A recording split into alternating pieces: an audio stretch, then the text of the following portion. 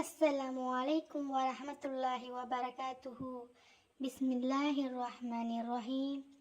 அல்ஹம்துலில்லாஹி ரப்பில் ஆலமீன். வஸ்ஸலாத்து வஸ்ஸலாமு அலா சய்யிதினா முஹம்மதின் வ ஆலிஹி வ ஸஹ்பிஹி அஜ்மஈன். நாம இந்த பதிவில் மிக சக்தி வாய்ந்த திக்ரை தான் பார்க்க போகின்றோம்.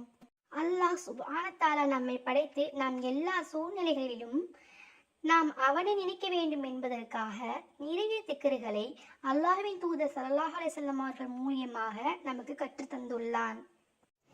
திருமறை குர்ஆனிலும் ஹதீஸிலும் இடம்பெற்றுள்ள மிக சக்தி வாய்ந்த ஒரு திக்ரு தான் ஹஸ்புனல்லாஹு வ நிஅமல் வக்கீல்.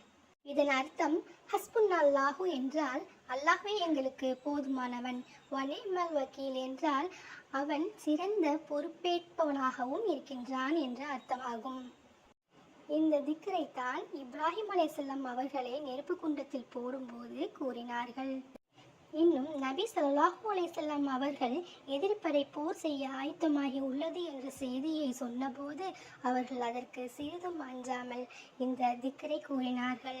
நாமும் இது போன்ற ஆபத்தான சூழ்நிலையில் இந்த திக்ரை கூறினால் இன்ஷா அல்லாஹ் நம்மை அந்த ஆபத்தில் இருந்து அல்லாஹ் தஆலா நம்மை காப்பாற்றுவானாக.